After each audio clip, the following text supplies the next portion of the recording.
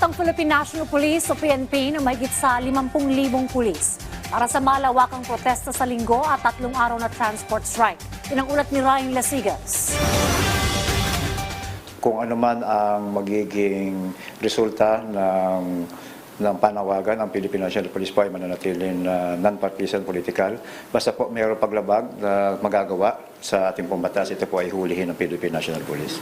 Ito ang babala ng Philippine National Police o PNP kaugnay sa mga may balak maging marahas kasabay sa pagtuligsa sa issue ng flood control project sa bansa. Bukod kasi sa ikakasang kilos protesta, lantaran din ang panawagan at paghihikayat ng ilan sa social media na sugurin ang di umano'y bahay ni House Speaker Martin Romualdez sa isang exclusive subdivision sa Makati. Bukod sa bantang susunugin, pinabobomba din nila ang umano'y 12 property ng kongresista sa nabanggit na lugar.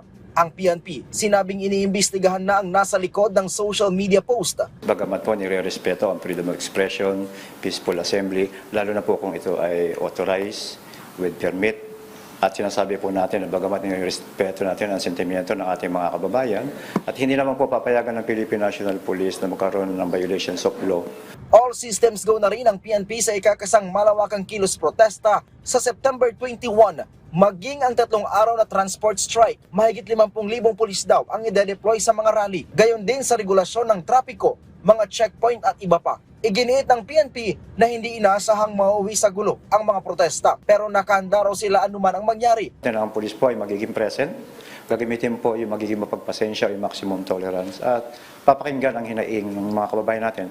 Lalo na po yung mga organizers na magrarally na makikipag-usap sa atin na may mga permit po. Sa ngayon, nasa heightened alert ang PNP pero itataas ito sa full alert bago maglinggo. Kahit daw pairali nila ang maximum tolerance, nagpaalala pa rin sila sa mga rallyista, lalo na sa mga may balak magsagawa ng ibang mga aktibidades gaya ng pagpintura sa kalsada.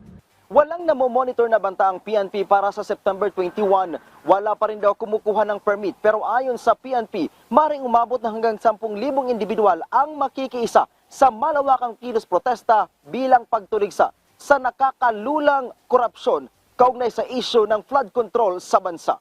Mula dito sa Campo Crame, Ryan Lasigas para sa Pambansang TV sa Bagong Pilipinas.